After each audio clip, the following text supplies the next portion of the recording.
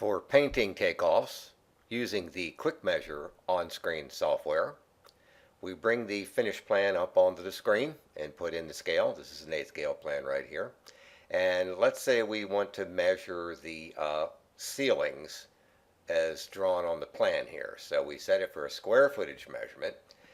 And all you do is take the mouse and click around the perimeter of any area that you want to measure. It really doesn't matter what the shape of the area is.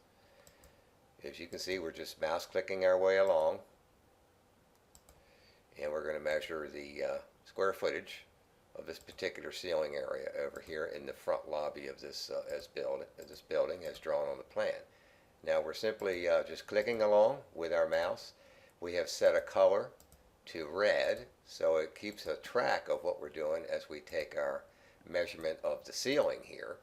This also makes a real nice color printout that you can keep for your bid or give it to the guys in the field. Now if we want to measure another area, we'll just double click the end of the last point we used, and if we wanted to go back now and let's say get a takeoff on the ceiling in this area, again, any shaped area, it doesn't matter. So all we're doing is clicking along with our mouse, and this will give us a very, very precise square footage measurement for the ceiling areas as drawn on the plan here.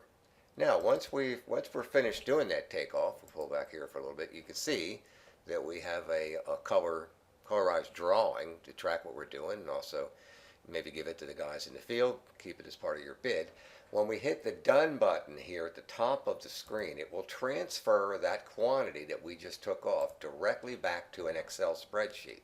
So the idea is you would use the QuickMeasure OnScreen software to do your takeoffs, and then the quantities drop directly back into your own Excel spreadsheets that you have set up for yourself to help you price out a bid using the QuickMeasure OnScreen software.